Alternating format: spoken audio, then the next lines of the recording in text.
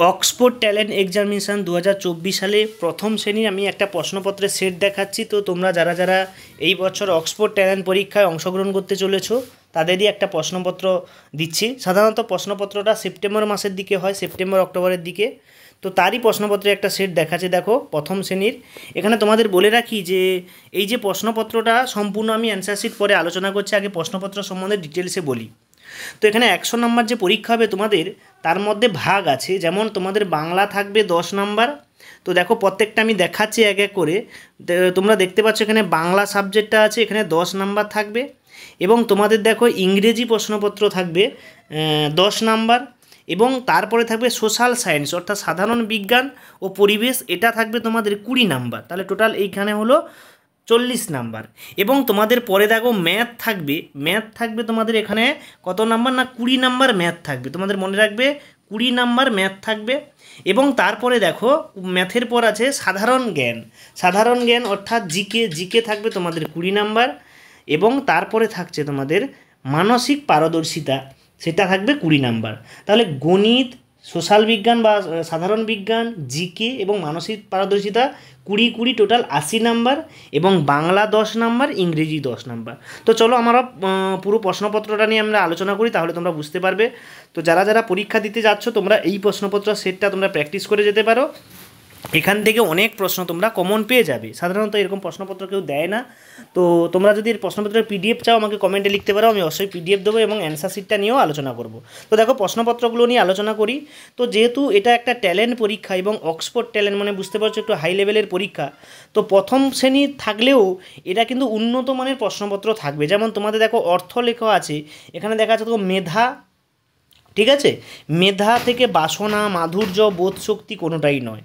তো এখান থেকে দেখো তোমাদের এই যে ড্যাশ একটা বক্স থাকবে, এই বক্সে কিন্তু তোমাদেরকে লিখতে হবে। কি লিখতে হবে না, তোমাদের যে অ্যান্সারটা সঠিক সেই অ্যান্সারটা তোমাদেরকে এই বক্সে তার দাগ নাম্বারটা লিখতে হবে। ধরো এর সির দাগের অ্যান্সারটা সঠিক, যে মেধা কথার অর্থ হচ্ছে বোধশক্তি, তাহলে এখানে সি বসাতে হবে।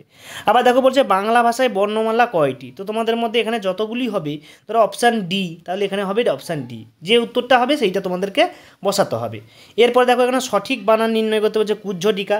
এরকম প্রত্যেকটা দিয়েছে, তোমরা যেগুলো বইতে পড়েছো, অনেকে কেজি স্কুলে পড়ে, অনেকে প্রাইমারি স্কুলে পড়ে, যেখান থেকে হোক মিনিমাম প্রশ্ন থাকে যেগুলো সবাই পারবে। এবং কিছু একটা দুটো প্রশ্ন আলাদা থাকে যেগুলো তোমাদের বুদ্ধিমত্তার সঙ্গে প্রশ্নের উত্তর দিতে হবে। যেমন এখানে একটা প্রশ্ন দেখো, বিদ্রোহী কবি কাকে বলে, এটা কিন্তু কমন প্রশ্ন। কবি কাজী নজরুল ইসলামকে। এখানে বি দাগের অপশানটা সঠিক, এখানে বি দিয়ে তোমরা করবে। এরকম পরপর প্রত্যেকটা প্রশ্ন দেওয়া আছে। দেখো বর্ষা শব্দের অর্থ কী, এখানে দেওয়া আছে মেঘ, জলাধার, বাদল, কোনোটাই নয়। এরপর তোমাদের ইংরেজি প্রশ্নগুলো দেখো প্রথম শ্রেণীর।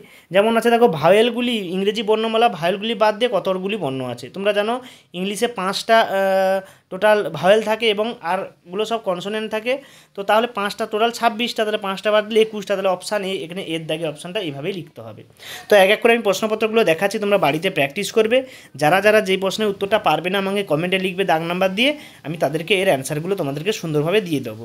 তো এখানে দেখো আরেকটা প্রশ্ন দেখো, এখানে সাউথের অপোজিট ওয়ার্ড অর্থাৎ বিপরীত শব্দ কী হবে। তোমরা জানো নর্থ, সাউথের বিপরীত শব্দ আছে নর্থ, অর্থাৎ এখানে এর দাগে অপশানটা লিখলেই তোমরা নাম্বার পেয়ে যাবে।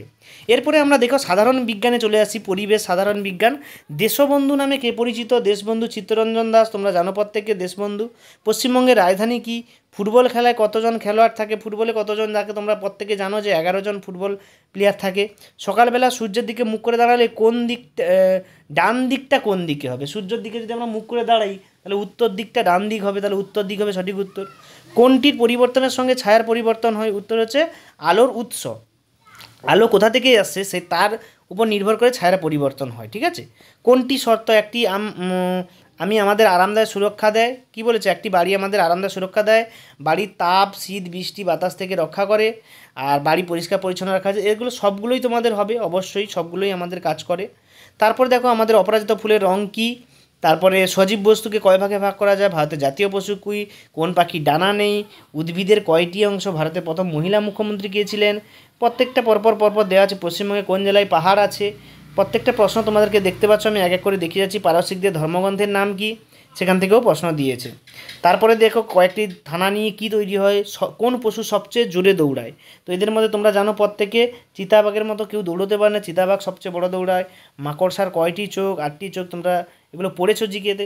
এরপর আমরা গণিতটাই আসি। গণিতে দেখো একটু টাফ আছে, গণিতটা বুঝে সুঝে উত্তর দেবে, আন্দাজে উত্তর দিলে কিন্তু হবে না। অর্থাৎ তোমাদের যাদের বাড়িতে ছোটো ছোটো ভাই বোনেরা পরীক্ষা দেবে বা অনেকের ছেলেমেয়েরা পরীক্ষা দেবে, তাদেরকে এই প্রশ্নটা প্রিন্ট করে প্র্যাকটিস করে পাঠাবে, তা নাহলে কিন্তু ভুলভাল হয়ে যাবে। কিভাবে না, দেখো এখানে কি বলেছে গণিতে, তুমি বাম দিক থেকে তৃতীয়, তুমি বাম দিক থেকে তৃতীয়, ঠিক আছে, কিন্তু ডান দিক থেকে ষষ্ঠ, ডান দিক থেকে 1 2 3 4 5 6, ঠিক আছে। তাহলে সারিতে মোট কতজন বর্তমান, তাহলে দেখো 1 2 3 4 5 6 7 8 জন, তাহলে টোটাল সারিতে কতজন বর্তমান, 8 জন বর্তমান। এইভাবেই কিন্তু তোমাদের প্রশ্ন উত্তরগুলো দিতে হবে।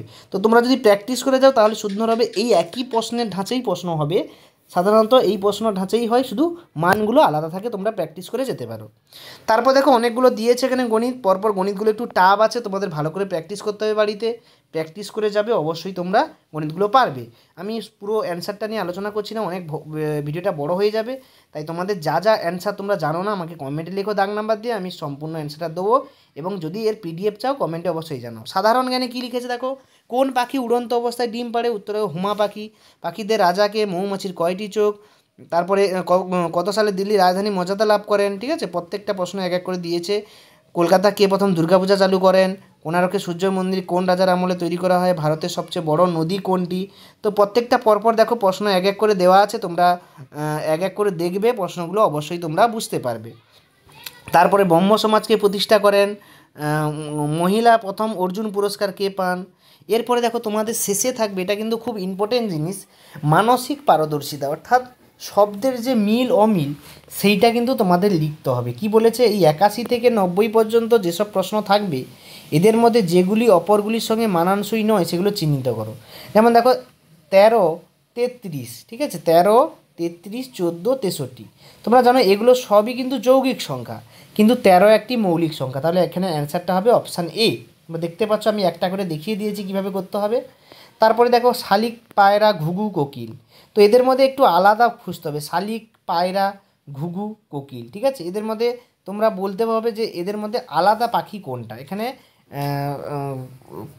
কোকিল হবে, কারণ কোকিলের নিজস্ব কোনো বাসা নেই, ও অপরের বাসায়, কাকের বাসায় ডিম পাড়ে, তাই না, এই জন্য কোকিলটাই হবে এখানে আলাদা, কারণ আর সবাই কিন্তু বাসা বানাতে পারে। তো এরকম লজিক খুঁজে তোমাদের বার করতে হবে।